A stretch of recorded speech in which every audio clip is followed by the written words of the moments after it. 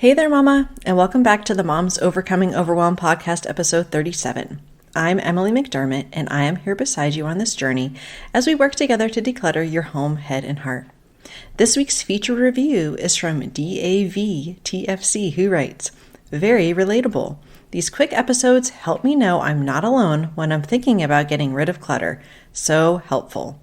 It is my pleasure to help you however I can. And if you are enjoying these episodes and you have like 30 seconds to spare, I would love it if you could scroll down an Apple Podcast to write a review, leave a quick 1 to 2 sentence love note with 5 stars if you don't mind, about a key takeaway or an episode you enjoyed, perhaps today's episode. Thank you so much for your support. So today, we are talking about how to be intentional in our mom lives when we are completely overwhelmed. You know, when the day is done and you're so exhausted, but you have like no recollection of what you actually did. My special guest is Julie Redmond from the Mom Made Plans podcast. She is a mom of 8-year-old boy-girl twins, a happy wife, and is fueled by fun earrings, dark chocolate, meaningful conversations, and Jesus. She is on a mission to make mom life feel easier and meaningfully productive through the ultimate life hack of self-awareness and intentional living. And it's all built on the foundation of faith. I really love Julie's tactical tips on how we can get out of that feeling of overwhelm and stop being a victim to our circumstances so we can take charge of our days, whether we are at home with our littles, working out of the home, or anything in between. So what do you say? Grab that notebook and pen, and let's dive into today's conversation with Julie Redmond. Hey there, Mama. Are you tired of all the stuff crowding your home, calendar, and mind? Do you wish you could say goodbye to the endless to-do list running around in your head? Want to declutter but don't know where to start? You're in the right place. Welcome to Moms Overcoming Overwhelm, where you will find proven and practical solutions to declutter your home, head, and heart. Hi, I'm Emily, a wife, boy mom, and simplicity seeker.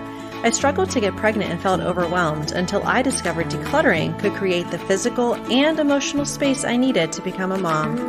Now, 2 kids later, I've transformed my life in motherhood by developing simple systems around decluttering, capsule wardrobes, kid stuff, cleaning and tidying, meal planning, time management, and more, and I can't wait to share them with you. If you're ready to reclaim the time and energy you crave, be present with your kids, and finally enjoy the life and motherhood you so deserve, let's kick overwhelm to the curb, shall we? Grab your lukewarm coffee, your notebook and pen, and clear off some counter space. Let's do this. Well, hi, Julie. Thank you so much for coming on the Moms Overcoming Overwhelm podcast. I'm so happy to have you here today. Yeah, I'm super excited to be here. Thank you. Yeah. So you and I connected kind of through the podcasting space. I've been meeting so many amazing women and moms that are podcasting and also managing their homes and their families and all the things. And I was wondering if you could kind of introduce yourself a little bit about you, your family, kind of who you serve, and how you like to spend your time when you're not doing all those other things. Oh, that's tough. Okay. Well, as you mentioned, I'm Julie and I am a wife and I'm a mom of twins. I have 8-year-old boy-girl twins. So that has been a fun journey, which necessitated a lot of what I do in terms of trying to be efficient and productive and how to get all those mom things done. So that's really my heart. And I just feel like we make things way more complicated and harder than they need to be. And it's Mm-hmm. almost this like badge of honor that mom life is hard. And so I'm trying to shake that up a little bit and it's okay to make it easier. Let's do that instead. So yeah, and I don't know. I feel like I'm podcasting is my like other thing when I'm not doing all the things, but I love a good kitchen dance party. That is always fun Yes. for me. Yeah, hanging out. Very cool. I love that. And you and I geographically are pretty close, so maybe we can get together in real Yeah, life, IRL, as the I kids say. know. That'd be so fun. It would be fun. And when I found out that you were a twin mom, I was like, oh my gosh, because I just don't even have the mental capacity to understand how that works. My kids are 6.5 and 5 boys. And so I feel like I'm coming out of some of the phases of sort of the Yeah. craziness. But I would love it if you could kind of take us back to time. And it could be recent or it could be kind of when you were a new mom, when you were completely overwhelmed, which shouldn't be a stretch considering the twin thing, but just kind of bring us back there. And kind of when you sort of reach that point where you're like, oh my gosh, something has to change. Like, this is not working anymore. This is not sustainable. I feel like a lot of my listeners and probably your listeners too, they kind of reach this point and they're like, okay, I need help. Like, something needs to change. And then they make this shift and are able to move forward by simplifying, by realizing they have to live more intentionally, whatever the case may Mhm. be. So, could you share a story from your own life about that? Yeah. So I definitely still struggle, even though I love making things easier and less overwhelming. It's something I still struggle with. So I always like to put that out there, like it's not gone forever. But yeah, I guess I would go back to the kind of the early years of motherhood of when things were just really super overwhelming just on a daily basis. And at the time, my husband and we had like a third floor condo, no elevator. And so twins coming and a dog, that was just not happening. And so life, whatever, we ended up going in with my parents in the basement. And so you have less space and you add two little people and all of, babies have a lot of stuff. And so times two, it was just so much and just going through and toys and all of that and just a constant surrounding of clutter everywhere. And I just realized how much that, like, when I didn't even notice it, just in the background, it was just giving me all this anxiety. And so I was operating out of just this heightened level of anxiety all the time, not even realizing it just because of my surrounding. So then any little thing, your response level is your fuse is much shorter because you're already so heightened. And so that's really where things were peaking out. And when I realized how much my surroundings impacted me, and you can only do so much in a small space, but I would keep trying and trying, and I could never get it there. And so the whole decluttering thing and the value of that, and just when we were finally out of that space, just really cherishing and being like, okay, I'm very intentional in my surroundings and trying to avoid clutter and all of that.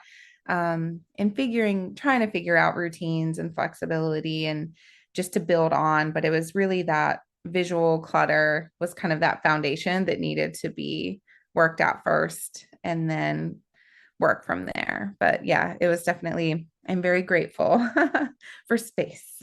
Yes. Oh my gosh. Yeah. And we talk a lot here about the connection between clutter and anxiety. And I know that resonates with a lot of our listeners where it's just like everywhere around you, you're just surrounded by it. And your home is supposed to be this haven. It's supposed to be the place where you feel at peace. And Yeah. yet you're not. And I've actually spoken to moms that they'll stay in their car, just a little bit longer coming home from work because they just don't want to go into it. Yes. So yeah, and I didn't have the verbiage around it, but I learned recently about this concept of a highly sensitive person. And it can be with clutter and with noise, just any Hmm. sort of stimulation. And Yeah. I definitely fall into that category, and just kind of recognizing that about yourself, especially when living in a smaller space like you were at that time, Mhm.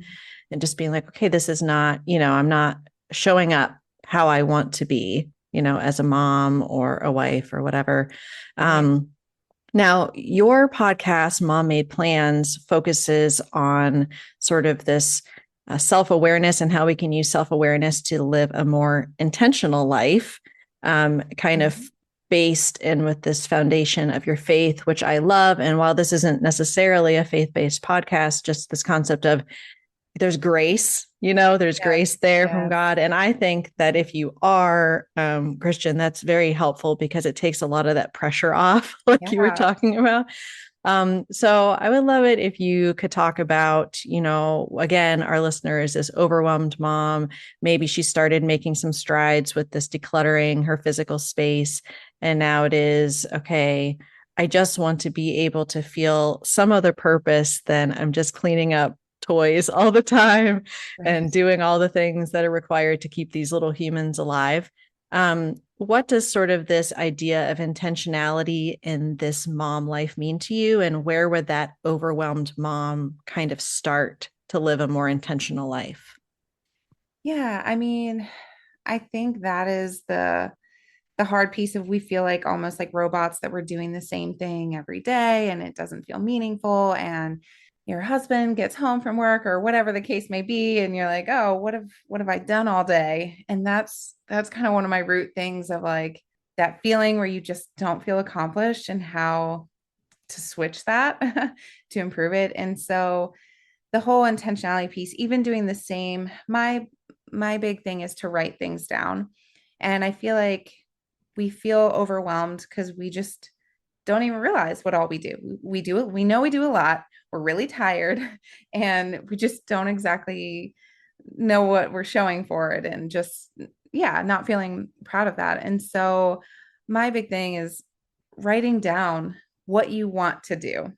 And so even if it is like three things of I want to make sure I do one load of laundry today and I get 5 minutes to like read a book or do a Bible study or I get my workout in, picking some priority things that are important to you. And I call those your non-negotiables for the day.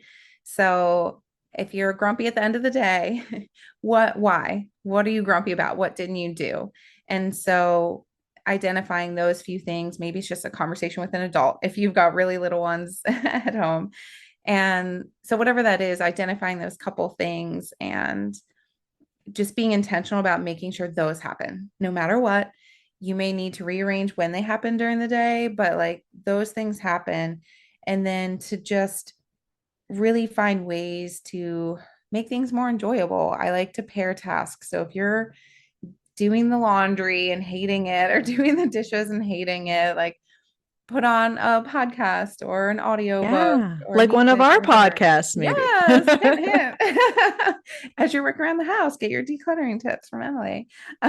So like just find ways to make it more enjoyable. And sometimes multitasking is not the way to go, but when you can, when it feels right, when it's a pretty mindless task, find ways to make it more enjoyable. So like starting there of like making your day feel better and then by having it written down, you can see like, okay, even though the house isn't perfectly picked up, like I wrote down that I did clean up and vacuum once today, whether whatever it looks like now, like I did do that today. And so just having that kind of checklist of realizing what you've done can make a huge difference in how you feel. Because sometimes how we feel is not reflective of reality of how the day went. So that's just that check of going through what actually happened and that it's what you wanted to happen and not just what you feel like you should do because someone else's routine looks like this or someone else's daily tasks look like that. It needs to be what works for you and what's going to make you feel good at the end of the day. Yeah, definitely. You're reminding me of when I was kind of early in my motherhood journey. So I've been a stay-at-home mom since 2016 when my youngest was, or my oldest, excuse me, was born. And my husband, very benign, would come home and say, "Oh, what did you do today?" Just like a very benign question, Uh-huh. right? And Super I triggering would, though. as my gold star self, which is like Mhm. always based on performance and everything. Yes. And here I am at home with this like little kid, and I'm just like, well, we went to the park and we went to the playground and we went to the library. And I wanted to like list off all of these things that we did, Mhm. but that wasn't really what he was asking. He didn't want some sort of like report from me. I wasn't getting graded on like all the things that I did. And yet I totally understand that feeling of what did I do today? Like you can't even remember. Yeah, So it's I all a love this blur. idea. Yeah, the non-negotiables and just kind of writing those down and that they can be very, very small things.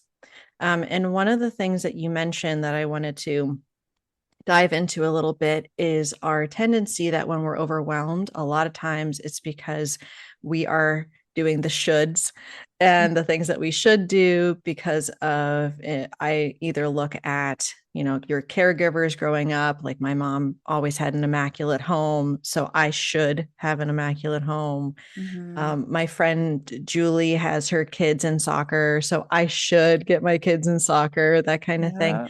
So, what are your recommendations about how we can kind of in a good way, still have connections with other people, obviously, but kind of put those blinders on so we're able to focus on what actually matters most to us instead of getting overwhelmed by all the things that we could and or should do.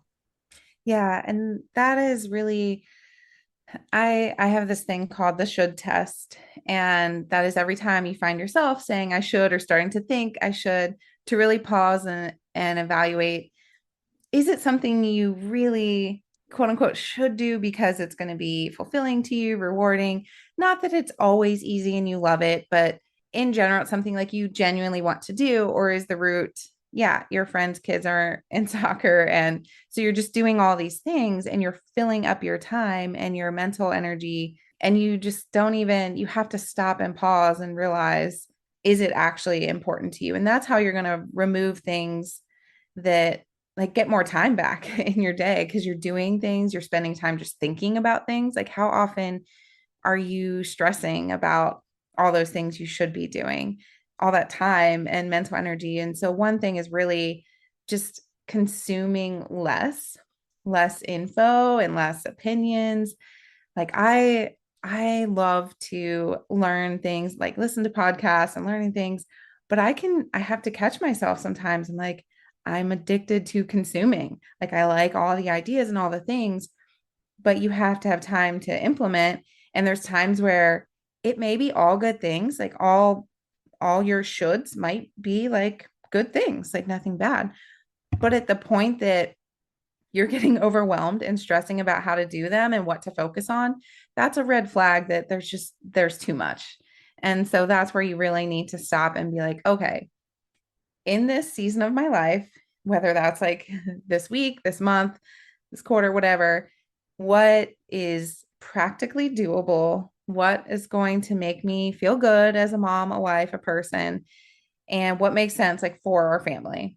And that's what you really have to pause and evaluate and just focus on that and let those other things be okay to not happen. You can, again, create a list that you can go to later if you're ready to add on something else. Like, you've got your go to list there. So, like, you give it a home. You can feel good, like, yes, it's still important to me. It can live over here. I'm just not ready to pursue it yet. So, it's not that you're saying no forever. You're just saying, choosing what to say yes to right now. So, Yeah. that's big. Yeah. I love that. I talk a lot about our most precious resources, which I see as like, time, energy, focus, Mhm. attention. And a lot of times as moms, we might focus very heavily on the time thing because we always feel like, oh my gosh, there's never enough time to do anything. Yeah. But all of the decisions that we're making, and they're all taxing those resources. And I love that idea of the should test, that it's kind of like this, this gut check as to how Mhm. you are feeling about that. And it goes back to that intentionality again. Like, why am I doing this in the first place? Right. This one of the last episodes I did pretty recently was about questions to ask yourself when decluttering. One of them was, how would I feel if this spontaneously combusted? Which is kind of funny, I realize. But when you think about something that you're doing, just kind of connecting that, like taking your kids to soccer 3 times a week and on the weekends, that makes me feel like ill. Right. So, what if something, that responsibility, that obligation, like what if it was removed? How would you Yeah. feel? And if the answer is I would feel lighter, I would feel less burdened, then Mhm. probably that's something you need to remove from Yeah. things that you're doing. So I love that kind of heart check, gut check with the should list. And I know you were talking about your non negotiables. I love that. I also have this as well. And one of the kind of characteristics of overwhelm is we just feel like all of these thoughts are swirling around us like a thought tornado, Hmm. and we don't know Right. what to do with them.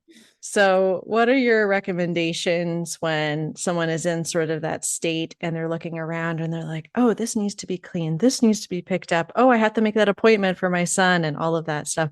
What are your recommendations for dealing with that? Yeah. Oh, just like hearing that, I'm like, just just take a breath. That's the first thing. Just breathe, close your eyes if you have to like remove all the distraction to refocus. Sometimes you need to literally remove yourself, like go to the car, go outside, go to any space in your home that doesn't feel as cluttered, just so you can have that like mental breath to reevaluate and you're not making decisions in a frantic state. But it's really that, again, like writing things down, whether it's I have printables, but I love to use my notes app in my phone, whatever works for you. It doesn't matter what it is. And that's where, because in your mind, everything is way more overwhelming. There's way more of it. You don't even want to start because it feels like too much, or you're looking around and can't figure out what to start on. Just write it all down. Just do a brain dump. Just write down all the things that are popping in your head. And that's when you assign a day or a time to deal with them. So you've got, I like to think of it in like a week, because we will, if we're just planning out like, okay, I have all these things to do, I'm looking around, like I need to get it done. And in our minds, it's like, it needs to be done today. We got to do it all right now. And you'll list out 20 things to do today. And you're not going to get through all those things. And then you're going to feel like a failure and you're going to be depressed. And let's not do that. So you make your full list and you have like a week calendar in front of you, and you just kind of write some things down on each day, give it a time. So that way, again, like it has a place. I don't need to stress about that one errand I need to do because I'm doing it 2 days from now. Like that can stop living in my brain. That has a place. So just really doing that brain dump. And when you get it all on paper, it just feels more doable. And that's the whole thing of like, you can make the plans from there to get things done when it makes sense with your schedule. And so that just whole idea of just giving each thing a time, and it's like physical things, giving it a place. Same thing with your time, giving those things a place, and you can just relax because you have it, you have a plan, you have it figured out. You don't have to deal with it all now, but you know it will be handled. Yeah, I do time blocking very similar to that. And so I know what is happening when, so I don't have to think about it at another time of the day, which is so freeing because Yeah. I know there's a quote from David Allen of getting things done I really like, and it is you don't need to have the same thought twice unless you like having that thought. That's So, great. you Yeah. know what I mean? It's like I don't have to think about, okay, oh, dishes in the sink. Come back 2 minutes later to the kitchen. There's dishes in the sink. Come back 5 minutes later. There's still dishes in the sink. Well, yes, there's Yes. dishes in the sink, but that you're, and I want to talk about this a little bit as far as building routines around some of these things. When you know, okay, every day at such and such time, that's when I'm going to take everything in the sink, put it in the dishwasher, and start the dishwasher. Then that visual, of seeing the dishes doesn't have to trip you up, doesn't have to make you feel bad about yourself, like you're doing something wrong, you're failing as a mom because you Mm-hmm. have dishes in Because the we're gonna sink. go where it's gonna go from dishes to you are failing at everything in life. That's how Yes, our brain it goes. is. That's how our brain goes. And mine, I have the tendency of that too. Once I gave myself the freedom to realize, number one, I don't have to have my house as immaculate as the house I grew up in. And number Mm-hmm. two, that I know when I'm cleaning that bathroom. Like I know when it's happening. Bathroom is my Yeah. nemesis. Anyone who Yeah. listens to me knows. So I'm like, okay, I know when that's happening. So I can go in there and I don't have to freak out because it's dirty in the moment because I Mm-hmm. have a time that I'm going to be doing that so I can relax and actually focus on the thing that I want to be focusing on, which focus is one of those resources that is easily depleted, very hard to find as moms to focus on Yeah. anything, I feel like. So, can you talk a little bit about this concept of everything having sort of its place so we don't have to be thinking about it when we're not doing it when it comes to building routines or, give an example of a routine, maybe if you like, that would be really helpful. Yeah. And it's funny because it's the same thing. So my most recent issue is again with those dishes. And we do not have a dishwasher right now. So it's like that is just it takes forever. It's a big task. There's always dishes piling up. But I finally decided, like, I picked a time of day. It's kind of like after the kids get home from school. and are home a little bit, like I'm doing the dishes right then. So it's like cleaned up before dinner. That is when I do it. So when there's dishes in the sink throughout the day and I see that, I'm not freaking out about it because I already know, like, okay, I know when I'm doing that. And then I put some get put away right after, but whatever's still in the drying rack, I put those away in the morning. It's a thing that sometimes we just need like a productive boost first thing in the morning just to feel like we've gotten something done. So that's something to hone into. That's that whole self-awareness piece of what's maybe something you can do in the morning. Like, do you just want to ease into the day? Do you need to do something that kind of dopamine hit first thing in the morning that you're going to feel good about? Um, so when you're figuring out routines, that's something to think about, like how you operate. Do you want to plan more like active, like household tasks in the morning or in the afternoon? When are you more energized to do something like that? And so a lot of it is that self-awareness piece. So you're not just blindly following this daily routine that you found and is making you do like a 1 hour house cleaning block first thing in the morning and you just want to die like as you're doing it because you're like, I'm not a morning person, like don't make me do this. There's no right or wrong. Like don't force yourself. Like if you're struggling that much, like just stop. It's okay. Rework it, figure out a different routine. And I would say just starting with those things that are currently stressing you out. So if you do have dishes piling up and that's a stressor, or like laundry is always piled up and that's always stressing you out, that's where you can start of like, okay, let me figure out assigning a time or a routine around those things. So you know whether it's certain days of the week or it's like before bed or whatever, you're putting a load of laundry in, whatever the timing works, just figure out what that looks like for you so that you can release that stress from laundry or dishes or whatever it may be. Yeah, for me, the dopamine hit you're talking about, I was laughing because for me, that is laundry. And I do laundry on a daily basis. I actually will try to encourage my youngest, who likes to be a little bit slower in the morning. I say, okay, buddy, I want to wash your pajamas. So can you go ahead and get changed? And as soon as I get his pajamas, I've started the wash, and then the goal is to have everything ready, like done, hung up, put away by the time that I get him go to preschool. So for me, like at 9 something in the morning, my laundry is done for the day. And I can't tell you how fantastic Wow. that feels. Yes. And again, I have more energy in the morning. I know that about myself, that self awareness piece. And my husband one day was like, you don't have to do laundry every day. I'm like, I know that, but it makes me happy. It makes me feel accomplished. And I There don't you have to go. think about it because then when you're building those routines, especially a daily routine, you don't Mhm. have to think about, am I doing laundry? Am I not doing laundry? I don't know. Not sure. Right. So yeah, focusing on, what is causing you the most heartache and just kind of going from there. I think that's a great idea. And I will sing from the mountaintops that daily laundry has changed my life.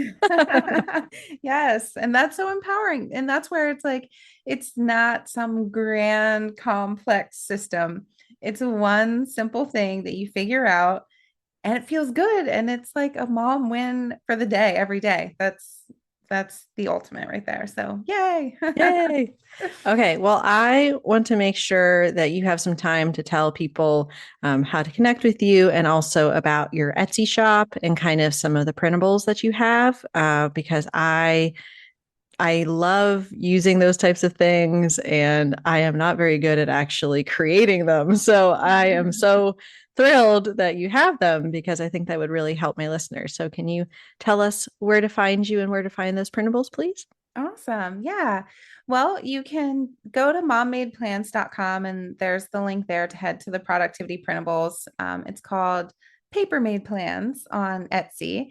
But yeah, just the printables are that intentional step of writing things down. And like I've said here, just the power of doing that. And so everything from just that weekly task, like brain dump, to your meal planning. I've got some command centers on there. My big thing, it's like if you do one thing, it's to have the fridge calendar that everyone's on the same page and have that up and like your weekly kind of brain dump list next to it because you can be checking just those first steps to just sort of get more intentional and organized with your time and get your family on board and everyone being on the same page and your kids not asking you a million times, what are we doing today? What's tomorrow? Like, are anyone else's kids obsessed with what the plans are? Like, Yeah, actually, before my youngest goes to bed every night, I'm always like, okay, buddy, you got to use the bathroom before we go to sleep. He goes, not until we talk about tomorrow.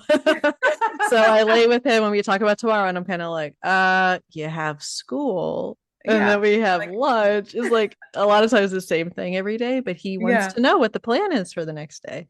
that's so cute. Yeah, it's like I don't know. We had plans today, but it's like you can stop answering that question because you just send them to the calendar. Go look at the calendar. So save yourself some Love it. sanity, send your kids to the calendar. But yeah, so you can, there's a variety of things from bundles to just individual papers. So whatever you need to help just really mapping out what's important, writing it down and keeping yourself accountable. And when you get those free minutes and that panic ensues of like, oh, I have 20 minutes of free time. What do I do right now? You're not going to waste the whole 20 minutes or end up scrolling on your phone because you have your go-to list of things to do and you're going to be more productive and feel good at the end of the day. And that's the Yes. goal. Yes, that's what it's all about. Oh, fantastic. Well, I'll make sure to link all of that in the show notes. And I'm just so grateful that we chatted today. I know there's just so much goodness that we can start implementing and not be overwhelmed and not be comparing and just kind of doing Yes. what works best for us and our families. So thank you so much for coming on the show. I really appreciate it. Thank you. It was so fun. Thanks. If you like today's podcast, here's what you can do. Just take 30 seconds to leave me a review. I know you're a busy mama. You're overwhelmed, in fact. But 30 seconds of your day makes such an impact. I'll be blessed by your words. They'll definitely make my day. And who knows, you might be entered for this month's giveaway. In Apple Podcasts, scroll down to write a review. Thanks so much for your time. I'm so grateful for you.